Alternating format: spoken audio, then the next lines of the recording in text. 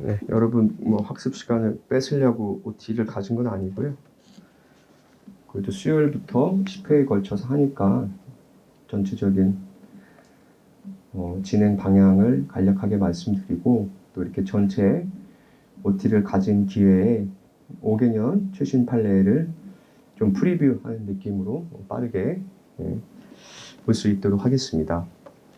이 법률신문 선정 최신 중요 판례는 당의 분야에서 지금 당대 최고의 교수님들이 선정한 중요 판례이기 때문에 여러분도 보시면 알겠지만 굉장히 적혈성이 높아요. 여기서 선정한 중요 판례가 실제 변시에 출제되는 확률이 굉장히 높습니다. 그래가지고 같이 살펴보도록 하죠. 일단 이순환 강의 계획서 잠깐 봐주시면, 일단 수요일부터 9월 6일까지 10회에 거쳐서 월화수 금토 진행하겠습니다. 원래 작년에는 9회였고, 저도 사실 이번 이순환을 어떻게 진행할지에 대해서 굉장히 많은 고민을 했어요. 사실 저도 개인적으로. 그래서 저도 좀 제 몸도 생각하고 학생들의 컨디션도 생각해서 좀 라이트하게 진행을 해볼까. 회차도 좀 줄이고 답안지도 앞장만 쓰라고 좀 하고 해가지고 좀 그렇게 진행을 해볼까 했는데, 제 그릇이 그 정도가 안 돼서, 능력도 그 정도가 안 되고 10회에 걸쳐서 진행하겠습니다. 이번에 기록형은 보지 않겠어요. 기록형은 보지 않겠습니다. 이번에 사례형에 집중해서 시험을 보도록 하고, 선택형은 10문제 정도 보고, 사례형은 70점이라고 했는데 100점까지도 나올 수 있어요. 50에서 100점까지도. 그래가지고 시간은 매 회차마다 좀 유동적일 수 있으니까 조금 그렇게 시험 종료 시간을 시험 당일마다 확인해 가면서 그렇게 준비해 주시면 되겠습니다. 공부량을 너무 늘리려는 공부보다는 좀 학생들의 학습량을 조금 줄여지는 공부를 하려고 노력했어요, 이순환은. 그래서 여러분이 공부해야 되는 것들, 그래서 기출문제랑 올해 6모, 8모, 그리고 이제 최신 중요 판례에서 일부 중요한 부분들 그렇게 선정해서 철저하게 12 변호사 시험에 출제될 수 있는 판례에 좀 집중을 했습니다.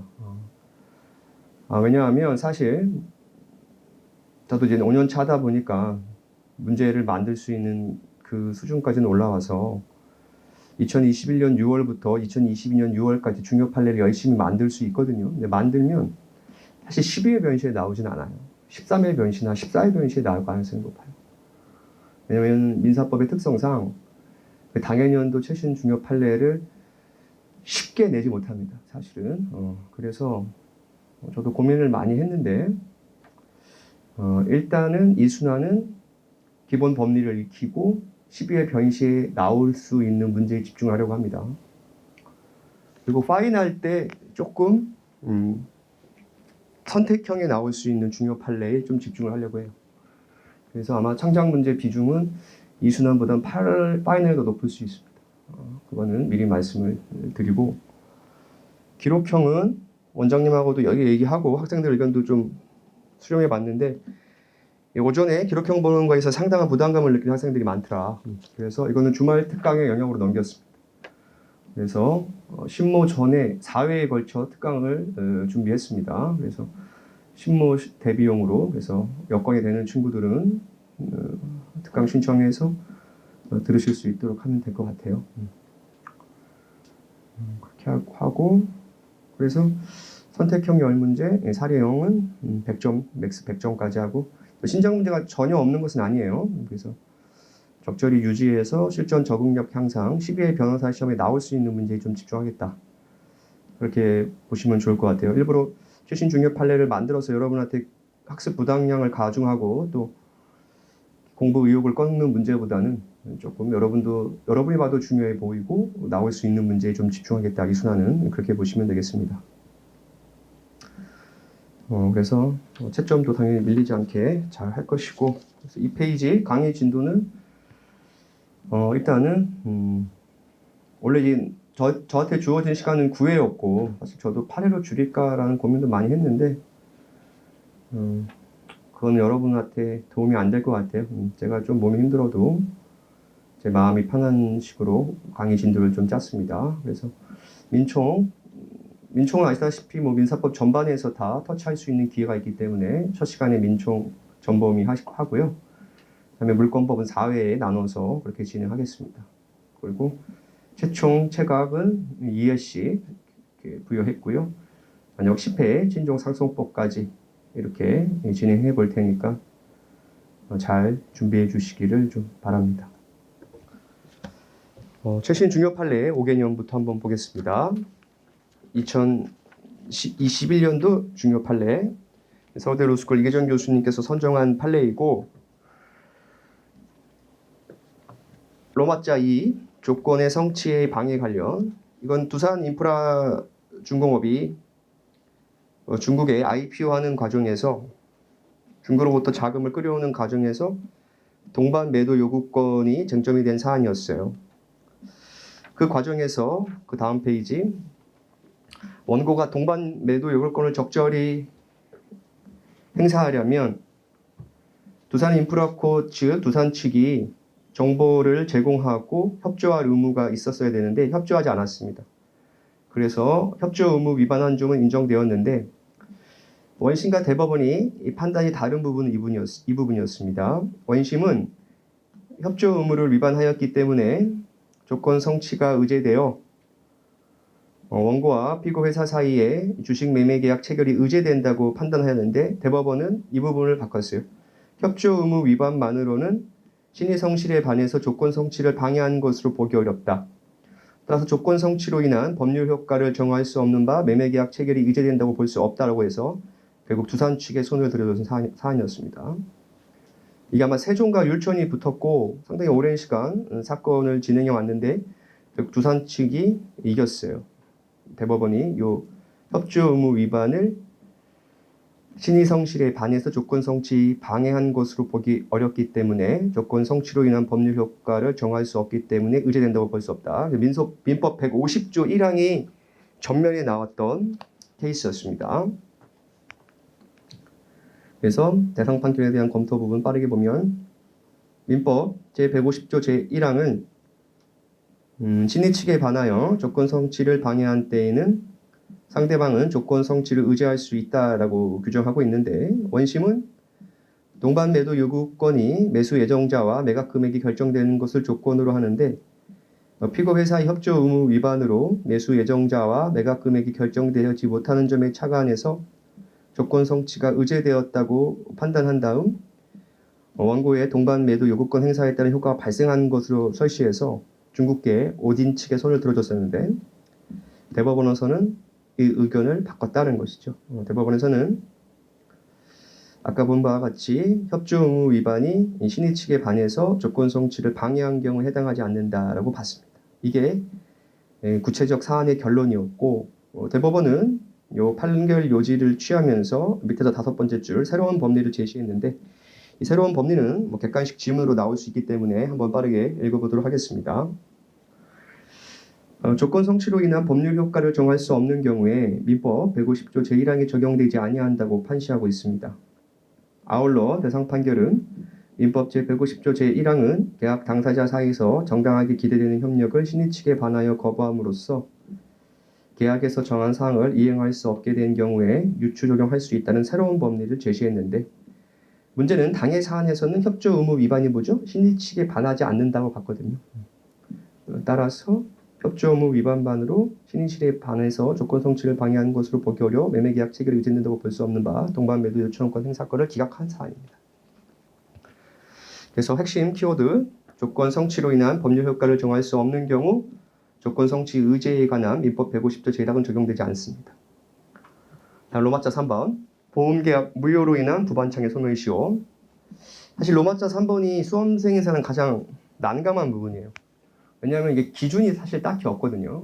법원이 봐서 상거래의 신속성이 필요로 하면 5년으로 보고 그렇지 않으면 10년으로 보기 때문에 사실 수험생 입장에서는 다시 케바케고 다시 단순 암기할 수밖에 없는 영역입니다. 이건 실무에서도 마찬가지예요. 왜냐하면 아시다시피 5년짜리냐 10년짜리냐는 법원의 판단이잖아요. 그렇기 때문에 이건 판례의 태도를 외우시는 수밖에 없습니다. 근데 출제에 유력한 건 바로 이번에 바뀐 판례예요. 보면 다수계약을 통해 보험금을 부정취득할 목적으로 체결한 보험계약이 반사회질서 법률행위에 해당하여 무효인 경우 보험금 부반청의 소멸시효 기간을 종래 10년에서 5년으로 바꿨습니다. 이건 출제 가능성이 누가 봐도 매우 높은 부분이겠죠. 다시 한번 부정취득 목적으로 한 보험계약이 민법 103조 반사회질서 법률행위로 무효인 경우 시효 기간을 10년에서 5년으로 바꿨어요. 이거는 뭐 선택형으로 올해 11회 변시에도 출제됐지만 12회 변시에도 한 번 더 나올 수 있겠어요. 계속 판례가 누적되고 있으니까. 그래서 조금 보면 뭐 교수님도 마찬가지다 이거지. 뭐 기준이 없다 뭐 이런 말씀하시면서 명확한 기준이 없는데 그래서 쭉 오시다 보면 2016-27 1257 판결 그 다음 그러나 이 부분에서 신속한 해결의 필요성은 판결을 통해 구체화될 수 있는 불확정이라는 개념으로서 명확한 기준이 어렵다 하면서 판례의 예를 보는 수밖에 없습니다. 예를 들어 이 부분 상행위에 해당하는 부동산 매매계약 무효 이거 10년으로 봐요. 그럼 여러분 상행위 계약 해지에 따른 원상회복 청구권은 몇 년으로 봐요? 그때는 5년으로 봅니다. 또 쭉 내려오다가 마지막 줄, 이것도 최신 판례인데 두 번째 줄, 실제로 발생하지 않은 보험 사고에 발생할 가장에서 수령된 보험금 상당의 부반청도 5년으로 봤어요. 근데 그 다음에 다음 페이지 첫 번째 줄, 회사의 위법 배당으로 인한 주주에 대한 부반청은 10년으로 봤습니다. 10년. 이게 바로 11회 변시 나왔죠. 정답 질문으로. 다음 로마자 4번은 별표 5개. 오늘 한 것 중에 가장 중요한 게 뽑으라면 로마자 4번을 뽑겠어요. 후순위 담보권자의 소멸시효 원형. 이걸 사실 제가 문제를 만들었는데 이수한테는 출제하지 않겠어요. 너무 여러분 또 당혹, 공포, 또 뇌경색을 또 이룰 수 있기 때문에 이거는 파이널로 넘기겠습니다. 이 부분은. 네. 그러니까 제가 이순한테는 좀 이런 판례는 같이 공부할 수 있는 기회를 갖고 그리고 파이널 때 출제하려고 해요. 여러분 너무 뒤통수 치면 남은 시간 공부 의욕을 저하시킬 수 있고 원장님 말로는 응시율 저하의 1등 공신이 나다 말하면서 합격률 저하의 1등 공신도 너지만 응시율 저하의 1등 공신도 너다. 원장님이 정확한 분석이에요. 왜냐하면 너도 이제 5년 차 아니냐 이거죠. 첫 해 강의했을 때보다 너는 민사만 5년 차 팠으니 너의 실력은 계속 올랐고 학생들은 계속 공역민을 돌리면 너 실력을 따라가기 어렵다. 정확한 지적인 것 같아요. 그래서 조금 더 여러분 눈높이에 맞춰서 문제를 좀 제 입장에서는 좀 쉽게 뭐 이렇게 좀 출제하려고 노력했어요. 이수나는 옛날 같았으면 그냥 2016다 이거 출제해가지고 뒤통수를 쳤을 것 같은데 이거는 아니다. 이거는 나오지도 않아. 사실 내 경험상 이게 중요하긴 한데 조금 한 13회 변시에 나올 것 같아요. 조금 한두 해 더 걸러서 나오는 경향이 있어요. 근데 이 판례는 매우 중요한 건 틀림없고 이순환 때 한번 같이 공부하려고 해요. 이런 중요한 판례는. 그리고 파이널 때 좀 출제해서 여러분이 좀 선택형을 나올 때 정확히 맞출 수 있도록 하겠습니다. 일단 오늘은 프리뷰니까 키워드 따옴표 부분만 볼게요. 일단 보면 대법원은 근데 이건 매우 중요한 판례는 틀림없어요. 보면 대법원은 따옴표 후순위 담보권자는 선순위 담보권의 피담보 채권이 소멸하면 담보권 순위가 상승하고 이에 따라 피담보 채권에 대한 배당액이 증가할 수 있지만 이러한 배당액 증가에 대한 기대는 담보권의 순위 상승에 따른 반사적 이익에 지나지 않는다라는 이유로 형광펜 후순위 담보권자인 피고는 선순위 담보권자의 소멸시효 항변을 원형할 수 없다라고 했어요. 이게 여러분 2021년 판결 냈는데 평성 11년 1번에서 2011년 최고재판소에서 똑같은 판결이 있어요. 역시 민사법은 우리가 1번보다 10년 정도 뒤지고 형사법은 20분 정도 뒤지거든요. 그 개를 보면 우리 형사법 저열제 판결을 찾아보면 일본에서는 20년 정도 빨라요. 민사는 딱 10년 터울이 나오는데 이것도 딱 10년 터울이에요. 그래서 다시 한번 후순위 담보권자는 뭐라고? 선순위 피담보 채권의 소멸시효 항변을 원형할 수 없는 자입니다. 그래서 교수님께서 비판하시지만 1번 최고재판소 8년, 평성 11년의 판결이 있었고 또 10년 뒤인 2021년 한국에서도 동일한 견해를 취했어요. 그래서 그 다음 페이지 보면 후순위 담보권자는 선순위 피담보 채권의 설명이 쉬운. 이거는 선택형 지문으로 출제될 가능성이 매우 높습니다. 우리 실제 변시에서는. 오케이? 내용 자체는 매우 좋은데 일단 준비를 해놨으니까 파이널 때 같이 한번 풀어볼 수 있도록 하죠. 자, 로마자 5번 점유권의 기한소와 본권의 기한소 이것도 이미 출제가 됐어요. 그렇죠? 우리 11회 변시에. 그래서 핑퐁이 오갈 수 있다는 거죠. 그래서 소유권에 기한 인도 청구권, 그러니까 소유권자가 유치권자의 점유를 침탈했어요. 그러면은 유치권자는 점유 회수 청구 해소를 제기할 수 있을 것이고, 소유권자는 소유권에 기한 인도 청구 해소를 제기할 텐데, 원심에서는 이거 무의미한 집행의 반복 우려다라고 봤는데 대법원은 그렇게 보지 않았다는 거예요. 그래서 마지막 줄 보면 다만 점유자의 회수 집행이 무의미한 점유 상태의 변경을 반복하는 것에 불과할 뿐 아무런 실익이 없거나 하는 것이 인정되는 경우라면 청구이에 의한 강제 집행을 저지할 수 있다라고 했는데 대상 판결에서는 그 다음 페이지 마지막 단락 2 대상 판결에서는 피고로부터 점유를 침탈당한 원고는 점유를 회복하더라도 어차피 피고에게 점유를 이전해야 되는 상황이다. 본 민법 제208조 취지에 따라 법원은 점유권에 기한 원고의 본소와 피고의 반소를 동그라미 모두 인용해야 하며 점유권에 기한 본소를 본권에 관한 이유로 배척할 수는 없다라고 했습니다. 이거는 다뤄볼 기회가 있을 겁니다. 이미 시험에도 나왔고. 다음 로마자 6 취득 시드용 분묘기지권 이거는 6모에 나왔어요. 6모에 나왔고 제가 강조했던 바가 그대로 출제됐기 때문에 그렇게 어렵지 않을 것이고. 다음 로마자 7번 로마자 7번도 별표 3개입니다. 이것도 출제될 거예요 앞으로. 근데 이게 12회 변시에 나오겠냐 거기에 대해서는 저도 좀 의문이에요. 근데 이거는 반드시 출제될 판례들이에요. 로마자 7번 공동저당과 변제자 대의. 이게 시차가 있어요. 민사법은 중요 판례가 출제되는 데까지. 그래서 저도 좀 조심스럽습니다. 보면 중간 정도 2021년 12월 16일 선고 2012-247258 판결 해가지고 그 말씀 안 드렸네. 이제 남은 기간 동안 우리가 같이 공부해야 할 최신 중요 판례는 공영은 제 전문이 아니니까 잘 모르겠고 최신 법리를 개발한 판례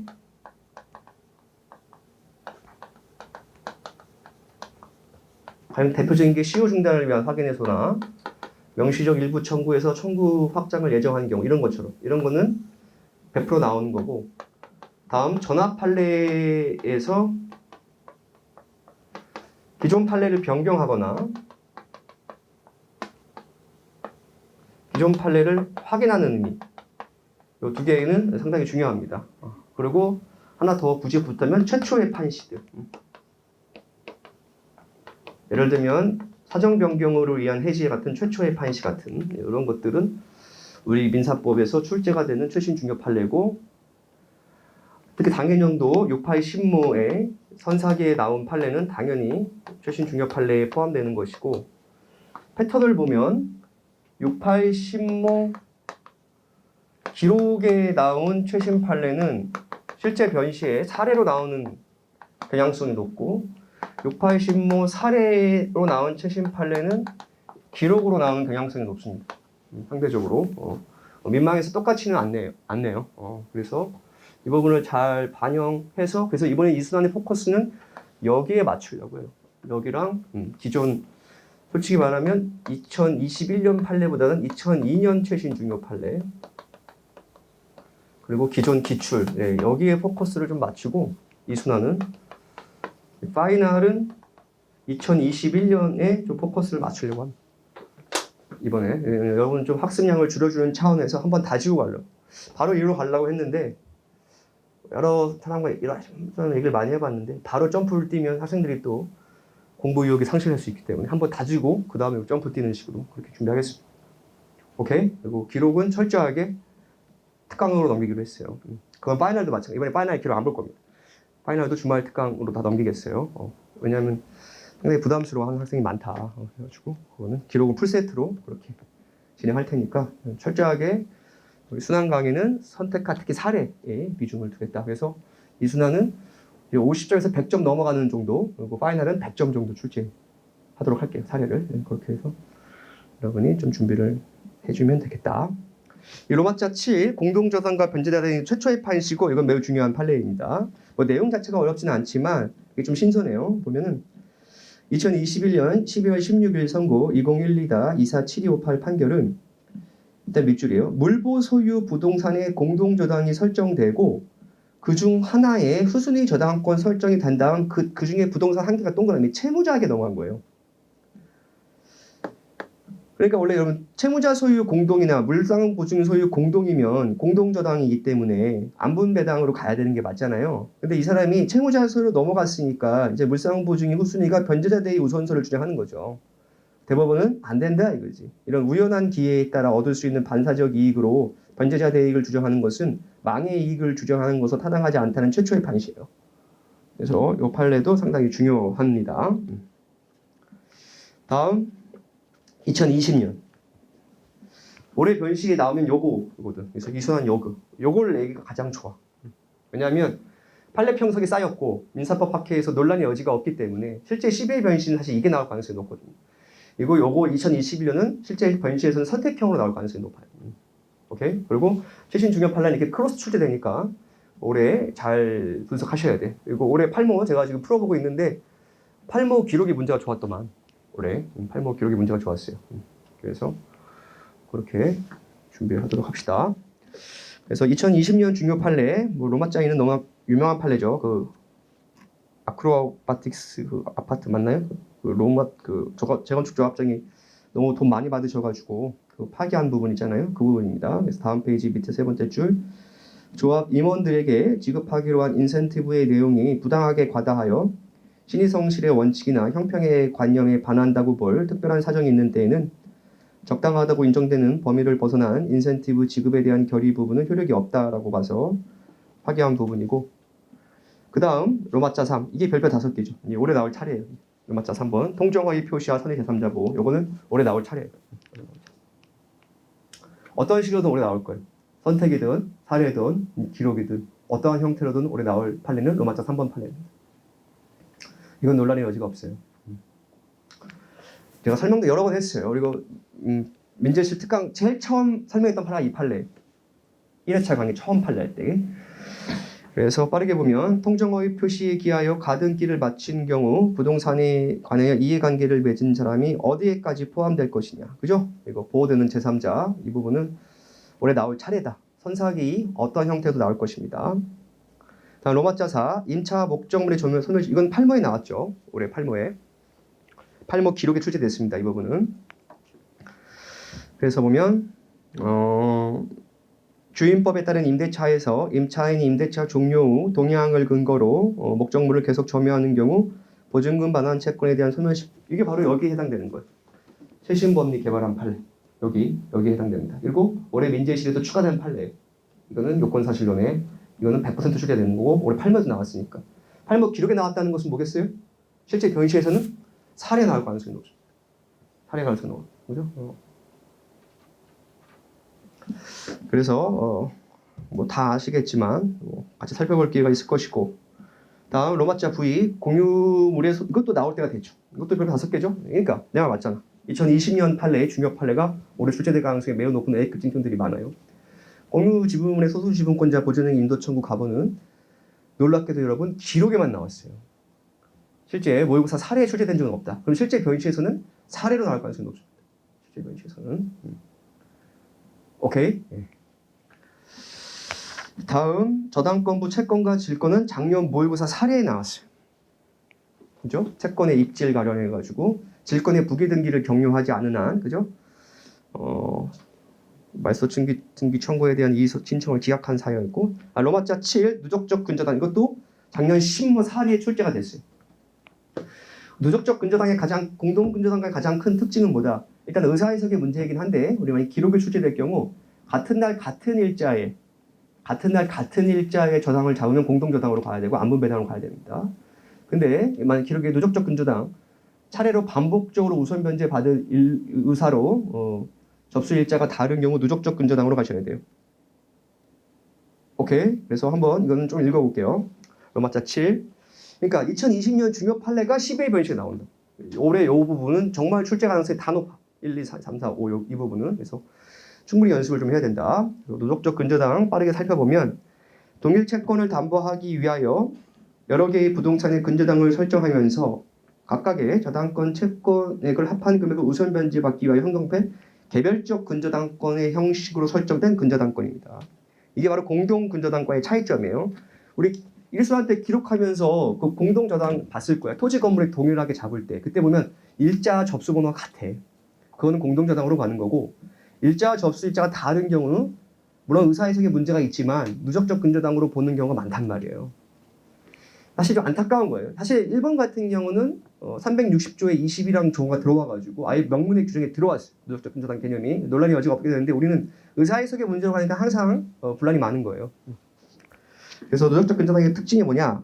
가령 20억 원의 채권을 가지는 사람이 1부동산과 2부동산에 대해서 각각 채권 최고액 10억 원인 근저당권을 설정한 경우 누적적 근저당으로 인정하면 밑줄 최대 20억 원까지 우선 변제를 받을 수 있어요. 이게 공동 근저당과의 가장 큰 차이입니다. 그렇죠? 공동 근저당권은 어떻게 되죠? 암불에서 5억씩 배당 받아야 되거든. 그래서 총 10억 원이지만 누적적 근저당은 맥스 10억 원씩 이렇게 받을 수가 있어요. 그래서 누적적 근저당은 담보범위가 누적적인 방면 공동 근저당은 중첩적입니다. 이 때문에 공동 근저당 경우의 경우 환매 대금으로부터 채권 최고액만큼 이 부분이 핵심이죠. 반복해서 배당받을 수가 없는데 채권 최고액만큼 반복해서 배당받을 수 있는 건 누적적 근저당이에요. 그래서 교수님에도 나와 있지만 교수님도 일본 민법에게는 아예 명문의 규정을 두었으니 우리도 차라리 좀 이거 하자 이런 얘기 하시고 기타 중요 판례 2019-223723 이건 11회 변시에 나왔죠. 명시적 일부 청구에서 확장을 예정한 경우 그렇죠? 이건 기록으로 나왔습니다. 그렇죠? 그리고 올해 모의고사에 사례로 나왔어요. 육모에 우리 변시에 나온다면 사례로 나올 가능성이 높습니다. 재출제될 가능성이 얼마든지 있으니까 좀 익힐 수 있도록 합시다. 다음에 2019년 중요 판례에서 로마자 2번 넘기고 로마자 3번 이 부분도 출제 가능성이 매우 높죠. 495조 유추조정 제척기간에 있어서 그래서 495조 유추조정을 긍정해서 상계를 허용하는 사안이 로마자 3번이었고요. 다음에 로마자 4번 로마자 4번은 법리가 정리됐어요. 최근에 방해배지 청구권 행사를 위한 방해 형정 폐기물 매립 관련해서 법리가 정리됐어요. 최근 아주 깔끔하게 다 빠르게 한번 그래도 설명해 보면 이미 환경법으로도 출제가 됐고 우리 이제 민사로만 나올 일이 남았는데 이제 테크노마트 사건에서 보면 이게 현소유자, 전소유자, 전존소유자란 말이에요. 실제 사실관계에서는 상거래거든요. 한 명만 상인이어도. 그럼 이 둘 사이에서 상사담보 책임은 상권 69조 1항에 따라 인도받은 날부터 6개월이라서 요건을 충족하기가 어려워요. 제적기간 도과할 가능성이 높고 소멸시효도 인도받은 날로부터 5년이라서 이걸 도과했을 가능성이 높습니다. 한 명이 상인이라고 보고 얘가 비상인이라고 봐도 상권 69조에 있는 580 민사법 580, 58이라 하더라도 안날로부터 6개월인데 이 안날로부터 6개월 아시다시피 인도받은 날로부터 5년 내에 요건을 충족되어야 되거든요. 한 명이 상인이면 상사시효이기 때문에 따라서 실질적으로 의리 갑에게 채무불이행 책임을 묻기는 어려워요. 오케이? 그럼 전소유자를 상대로 750을 물어야 되는데 다수의견, 소수의견의 대립이 있었고 전화합의 판례로 다수의견이 전존소유자에게 불법행위 책임을 물을 수 있다. 이게 우리 환경정책기본법 제8조의 오염 원인자 책임 원칙에 부합되는 해석이라는 거란 말이에요. 그럼 750으로 묻게 되면 문제가 생기죠. 소시의 문제가 발생, 소시의 문제. 근데 소시의 문제에 대해서 우리 대법원이 어떻게 해결했다? 실제로 폐기물 매립 비용을 지불한 때 손해가 현실화된 것으로 봐서 안날로부터 3년, 이스날로부터 10년의 문제를 빠져나갔다는 거죠. 이것이 환경정책기본법 제8조의 오염 원인자 책임 원칙이 완벽하게 구현된 모습이에요. 그래서 이거는 정리가 됐어요. 최근에 2021년 두 개의 판례가 나오면서 정리가 됐습니다. 그래서 이게 출제 가능성이 높아요.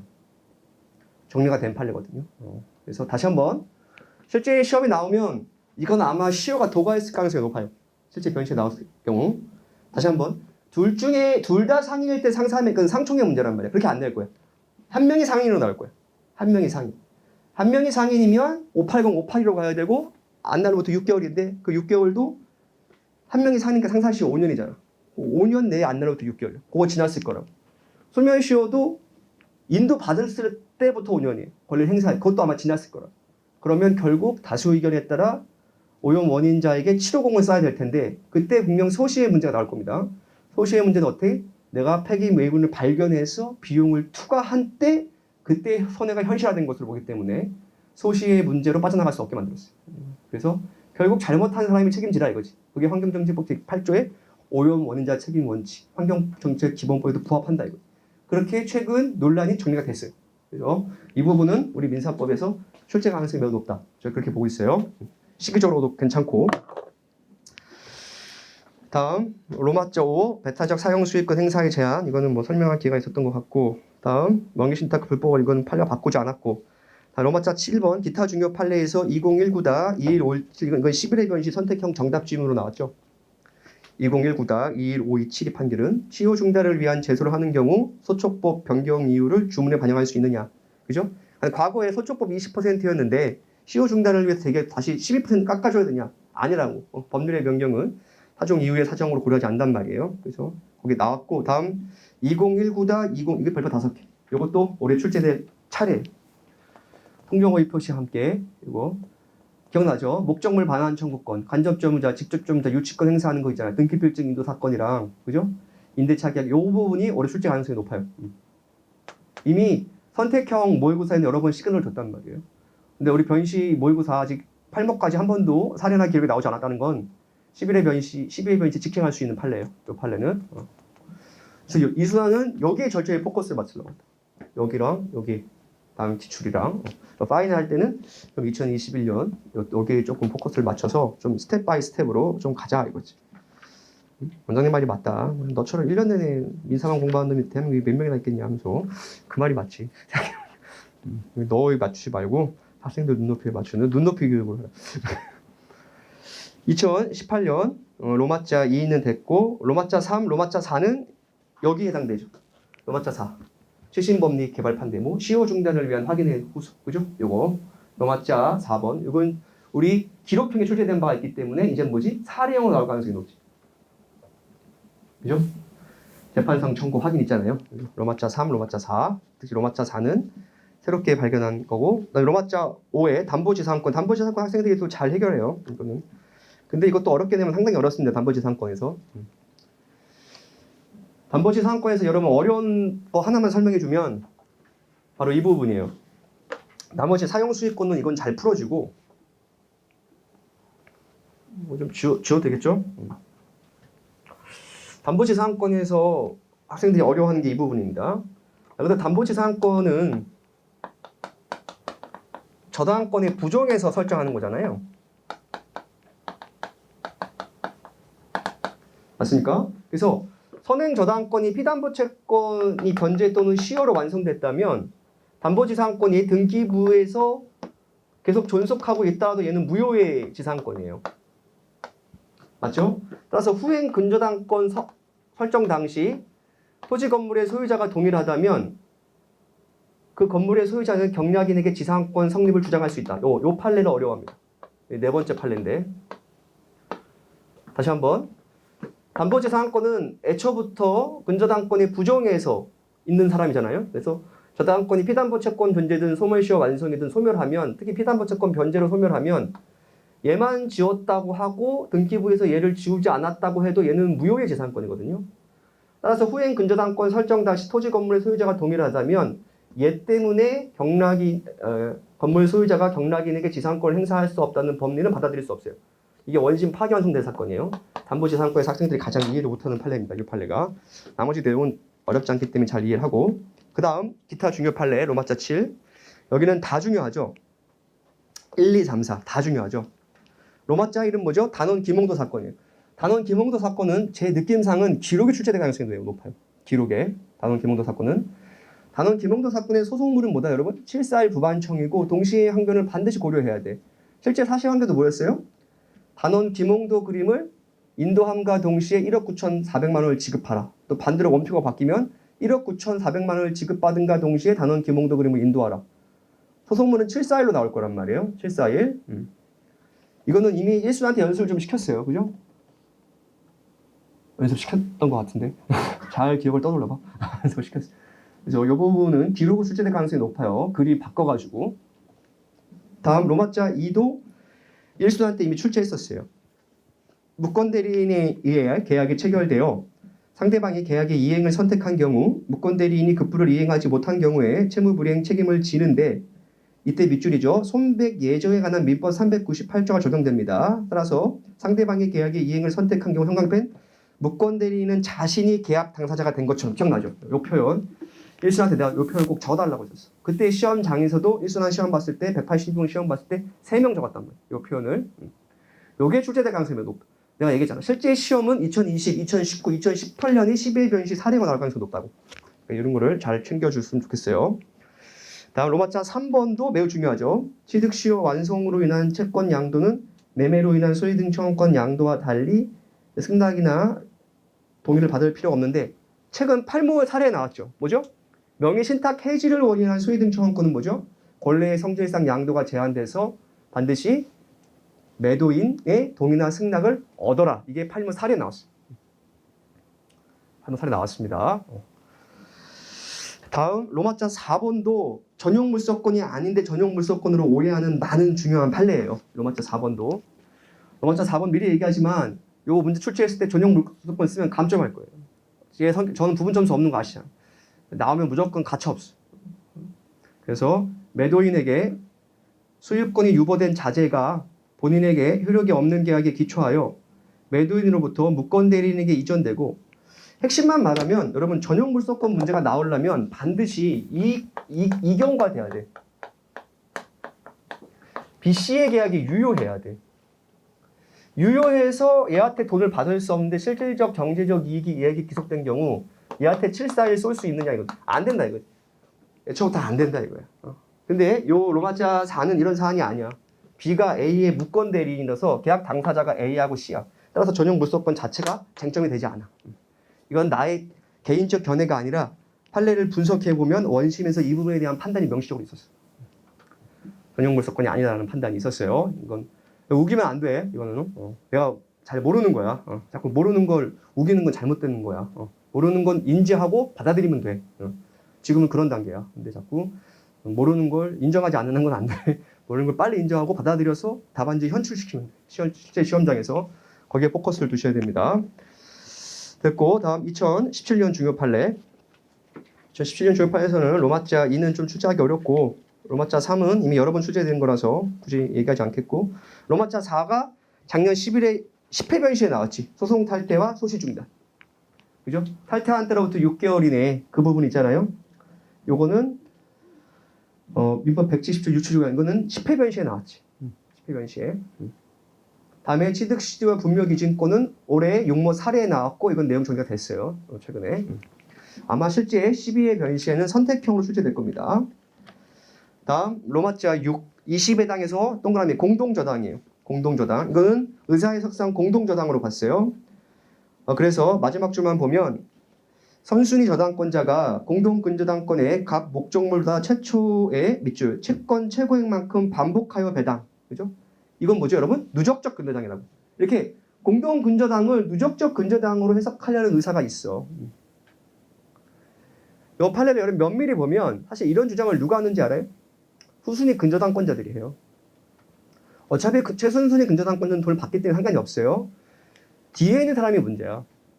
뒤에 있는 사람 입장에서는 공동근저당으로 보면 나한테 남을 수 있는 그 배당이 더 커지거든요. 근데 누적적 근저당으로 보면 앞에 있는 다 반복해서 다 배당하기 때문에 내가 배당받을 액이 그만큼 줄어들어요. 따라서 실질적으로 사실관계를 보면 공동근저당권자임을 주장하는 사람은 후순위 근저당권자들이에요, 대부분. 뒤에 배당을 기대했던 사람들이 배당액이 적어졌을 때 이거 공동근저당이다 이렇게 주장하는 거란 말이에요. 그러면 내가 배당액이 더 커지니까. 근데 실제로는 누적적 근저당이다. 이렇게 보시면 되겠습니다. 됐고 그 다음 채권법 중요 판례 보겠어요. 좀 아쉽네요. 사실 민지법도 다 준비를 해서 같이 했으면 좋았는데 이게 민지법이 없어가지고 뭐 할 기회가 있겠지. 채권법 2021년 중요 판례. 그리고 어렵지만 시간을 내서 제가 가족법, 민지법 강의 시간을 짰어요. 그래가지고 상황 되는 친구들은 수강하면 될 것 같아요. 정말 어렵게 짰어요. 추석 연휴를 반납하지 않는 범위 내에서 했으니까 상황에 되는 친구들은 그래도 학원 일정 없는 날짜에 최대한 가족법은 했고 민지법은 불가피하게 조금 겹치는 부분이 있으니까 여러 개 되는 친구들이 들으면 될 것 같아요. 권영준 교수님 2021년 중요 판례 1번 이건 선택형으로 나올 것 같아요. 최신 중요 판례예요. 공보험에서 과실 후 공제에서 과실상계 후 공제에서 바뀌었어요. 올해부터 공제 후 과실상계로. 이렇게 과실상계 산정 방식을 바꾸면 결론적으로 최근 논문 판례 분석에 나왔는데 국민건강보험 측의 부담이 더 커져요. 그래서 이 부분에서 그 논문에서는 대법원 사법부의 해석으로 건강보험 측의 부담을 증가하는 것이 가장 옳은 판결인가에 대해서 의문을 제기하는 논문이었는데 어쨌든 결론이 났습니다. 그래서 과실상계 후 공제 방식에서 공제 후 과실상계 방식으로 바뀌었어요. 최초의 판시입니다. 선택형 정답 질문 나올 가능성이 높아요. 그래서 그 다음 페이지, 다다음 페이지, 3페이지 보면 보험급여를 받은 피해자가 가해자를 상대로 손배 청구할 경우 피해자 손해액에서 밑줄 공단 부담금 공제 후 과실상계 방식. 이게 더 피해자에게 유리합니다. 피해자에게 유리하고 건강보험 측의 부담이 더 커졌어요. 다음 판결 요지 이것도 사실 굉장히 중요한 판례인데 우리 시험에 내기는 좀 어려워. 파산법리가 들어가가지고 그래도 혹시라도 OX로 몰라서 마지막 줄 이제 이른바 BTO 방식 아시다시피 BTO 방식이라고 사기업이 짓고 그죠? 국가로부터 한 15년 동안 장기 이용권을 받은 다음 15년 뒤하에 소유권을 국가로 넘기는 형태의 방식이 BTO 방식인데 전형적인 결론만 보겠습니다. 마지막 사업 시행자의 파산 관제인에게는 해지권이 인정되지 어렵다. 그래서 밑에서 5번째 요것만 좀 읽어보면 오히려 대법원만 좀 읽어볼게요. 대법원 판결만 1, 2, 3 파산 당시 사업 시행자와 주무관청 사이의 법률 관계는 상호 대등 관계에 있어 법률 관계를 할 수 없고 양자 사이의 법률 관계 사이에 성립 이행 존속상 법률적 경제적으로 결연성이 없으며 오히려 주무관청이 사업 시행자의 파산 이전에 이미 관리 운영권을 설정해 줌으로써 실치 협약에서 상호 대등한 대가 관계에 있는 채무로서 서로 성립 이행 존속상 법률적 경제적으로 결연성을 갖고 있어서 서로 담보하는 기능 채무로서의 이행을 완료하였다고 보면 타당하는 바 쌍방 미이행 쌍무계약에 해당한다고 보기 어려우므로 밑줄이죠.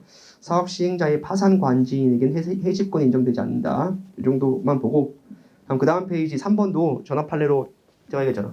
최신 판례에서는 이게 중요하다. 전압 판례를 변경하는 이런 게 확인하거나 딱 여기에 다 맞춰요. 3번에서도 선택형 정답 질문 정도 나올 것 같습니다. 네 번째 줄 보면 판결 절차에서도 채무 불이행에 대한 간접 강제를 할 수 있다. 그래서 할 수 없다가 틀린 겁니다. 다음 4번 3자간 등기 명의 신탁에서 부당이득 요게 올해 8모에 나왔죠. 올해 8모에 나왔습니다. 8모 사례에 나왔어요. 그래서 판결 요지에서 판례는 이 부분 한 7번째 줄 위에서 판례는 명의수탁자가 처분대금이나 보상금의 이익을 신탁자에게 부당이득으로 반환할 의무를 부담한다 라고 봤습니다. 됐죠? 됐고 이거는 한번 같이 풀어볼 기회가 있을 거고 다음 2020년 중요 판례 분석 오늘은 프리뷰니까 대충 이렇게 겉핥기식으로 이런 게 중요 판례가 있구나 정도 보시고 눈에 들어온 판례는 이해하시고 나머지 상세한 내용은 정규 수업 시간에 좀 다룰 수 있도록 하죠. 공유물 분할 청구권 대의 행사 이것도 선택형 정답 질문 나왔죠. 결론 뭐죠? 보존의 필요성 없어 부적법 각하였어요. 정답은 그죠? 보존의 필요성을 인정할 수 없어 부적법 각하.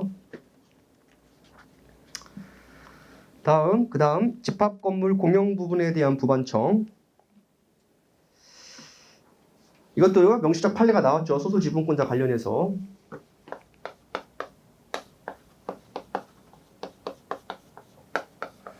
소수 지분권자인 B가 A랑 임대차 계약 체결했다면 얘도 얘한테보다 인도 청구는 안 된다. 이거죠?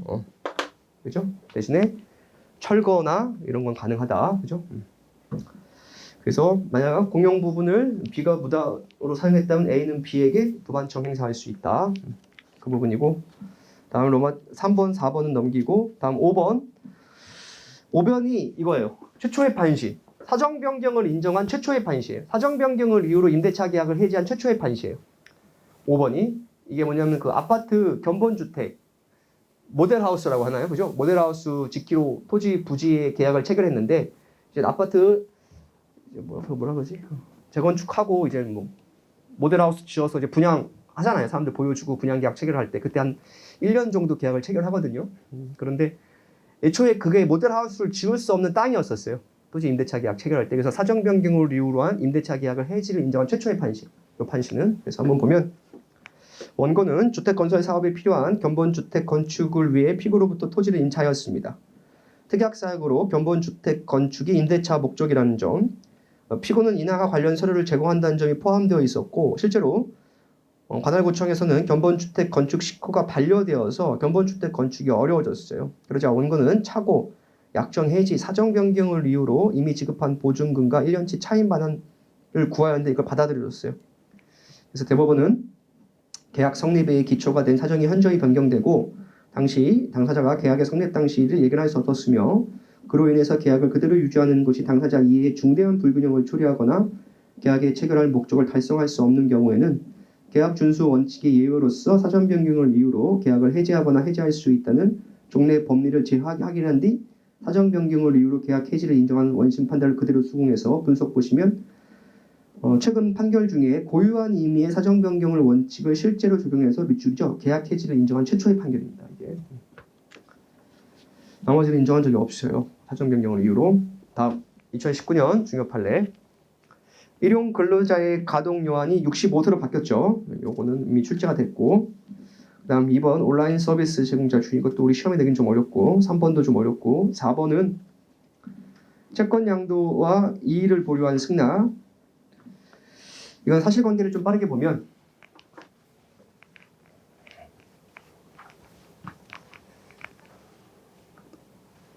어찌 보면 자산 유동화의 한 과정인데 이제 이 의사예요.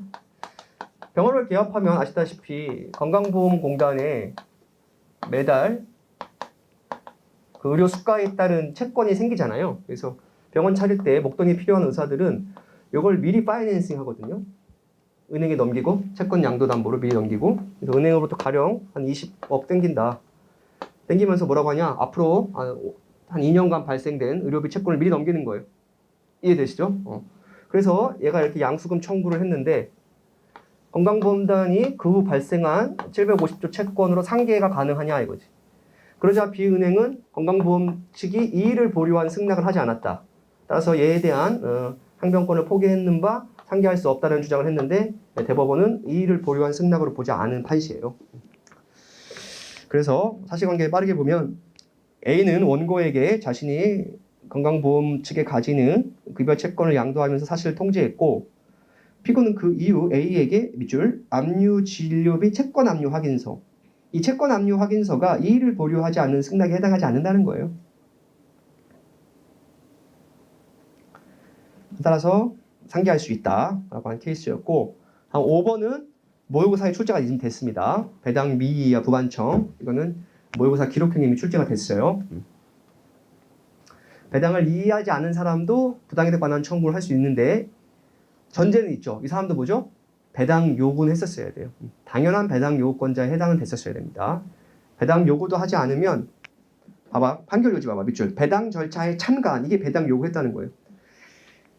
근데 채권자가 배당 우리 기록형 문제가 출제를 잘못했어. 팔모가.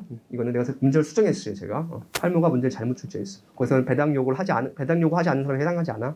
배당 요구를 했는데 배당을 이의하지 않은 채권자가 부반청을 행사할 수 있느냐지, 배당 요구도 하지 않으면 부반청을 행사할 수가 없어요. 그러니까 우리 민사집행법상 배당 요구를 당연히 하는 것으로 보는 사람이 있어요. 등기부상 저당권자들은 그렇게 보죠. 등기된 임차인이라든지. 근데 외관상 나타나지 않은 사람들이 있어요. 뭐죠? 그냥 대항할 수 있는 임차인들은 배당 요구를 반드시 하셔야 돼요. 배당 요구하지 않으면 돈 줄 수가 없습니다. 그래서 배당 요구 했는데 다른 사람의 간 거에 대해 배당 이의하지 않은 채권자가 그 사람한테 돈이 갔을 경우 부반청 행사할 수 있느냐, 이거거든요. 우리 기록형 문제에서도 이건 가능하다라는 판시였습니다. 다음에 6번 양도금지 특약을 위반한 채권 양도의 효력, 물권적 효력설은 이미 설명한 바 있고, 다음 2018년 중요 판례 1번, 이건 다 아는 판례죠. 다액 채무자가 단독으로 채무를 부담한 부분부터 한다는 부분. 다음 2번은 됐고, 3번도 됐고, 4번도 좀 출제하기 좀 어렵고, 5번도 좀 우리 변시 출제하기는 어렵습니다. 다음 2017년 중요 파일 1번은 이미 변시 출제가 됐죠. 이건 9회 변시에 나왔어요. 딱 이렇게 항상 2년 정도 터울을 두고 딱 나오든. 이거는 9회 변시 사례형에 나왔단 말이에요. 제가 덕후잖아요. 민사법 덕후로서 보니까 한 2년 정도 텀을 더 그러니까 민사법 학회에서 갑론을박이 좀 있고 안정화되고 판례 평석이 한 3개 이상 나온 다음에 변시에 출제하기 때문에 2021에서 2022 중요 판례는 선택형 정답 질문으로 낼 수가 있어요. 그리고 설령 2021에서 2022가 작년 변시처럼 나온 경우가 있죠. 그 경우는 어느 경우였어요? 신모 기록항에 출제된 판례였잖아. 495조 유추조정 그 판례 있죠. 유익비 상환채권 상기하는 부분. 그래서 그런 부분은 공부하라고 했어요. 진짜. 요파의 신모 사례는 기록으로 나오고 기록은 사례로 나오니까 그 부분은 좀 공부하는 게 맞고 그 외에 최신 중요 판례는 선택형 대비용으로서 좀 준비하는 것이 맞다. 내가 분석해 보니까 그렇습니다. 그래서 강약 조절을 잘해야 돼요. 공부 시간이 안 되는데. 2017년 이 부분은 이미 변시에 나왔으니까 빠르게 판결 요지만 한번 읽어볼게요. 채무자가 사행의 취소로 등기 명의를 회복한 부동산을 제3자에 처분하더라도 밑줄 무권리자 처분에 불과해서 효력이 없기 때문에 채무자로부터 제3자에게 맞춰진 소유권 이전 등기나 이에 기초하여 순차로 맞춰진 소유권 이전 등기 등은 모두 원인 무효 등기로서 말소되어야 됩니다. 따라서 이 경우 취소 채권자나 민법 407조에 따라 사행의 취소와 원상회복 효력을 받는 채권자는 채무자의 책임 재산으로 취급되는 부동산에 대한 강제 집행을 위하여 원인 무효 등기의 명의를 상대로 등기 말소를 청구할 수 있다. 이거는 이미 변시에 출제된 바 있어요. 다음 2번 계약에 성립되지 않은 계과채 535조를 인정해서 손해배상 청구를 인정한 판례는 저는 아직 보지 못했다는 거죠. 그래서 535조의 계약이나 과실 책임의 영역을 인정하지 않는다 이거지. 우리는 390 아니면 750이라는 거죠. 왜냐하면 우리는 독일 민법과 달리 750의 일반 불법행위 책임 규정을 두고 있어서 굳이 계약 체결상 과실 책임에 관한 별도의 규정이 불필요합니다. 그래서 독일에서 유학하고 오신 분들은 535조를 강력하게 중요하지만 실제 1심에서도 535조를 유추적용해서 손해배상 책임을 긍정했다가 대법원에서 파기환송된 사건이에요. 이 사건은. 다음에 로마자 3번 이거는 사정 변경으로는 계약 해지 요건은 아까 우리 임대차랑 똑같이 요건인데 이때 인정하지 않았어요. 그러니까 사정 변경을 이유로 인정한 최초의 판시가 그게 유일한 거예요. 임대차, 토지 임대차 그게.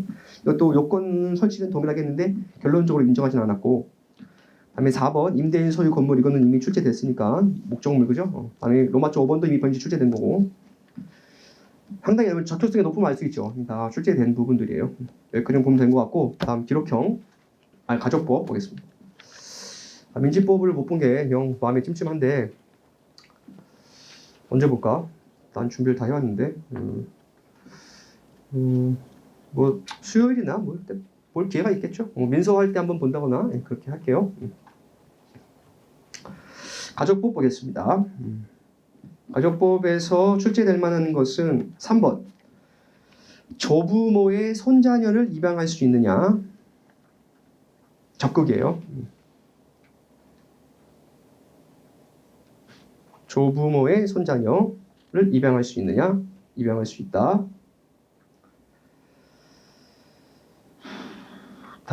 그 다음 4번 미성년 후견인이 비양육친을 상대로 양육비 심판 청구할 수 있다.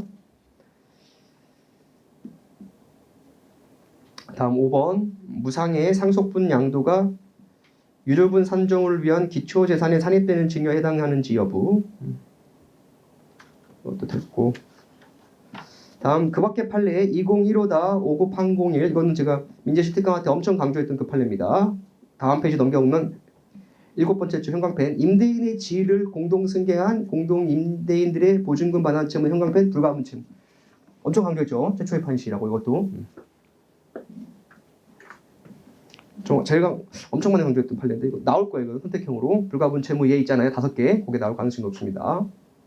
공동 매도인들의 계약금 반환 채무 그것도 불가분 채무로 봤던 그 부분 있죠. 그거랑 같이 해서 출제 가능성이 높고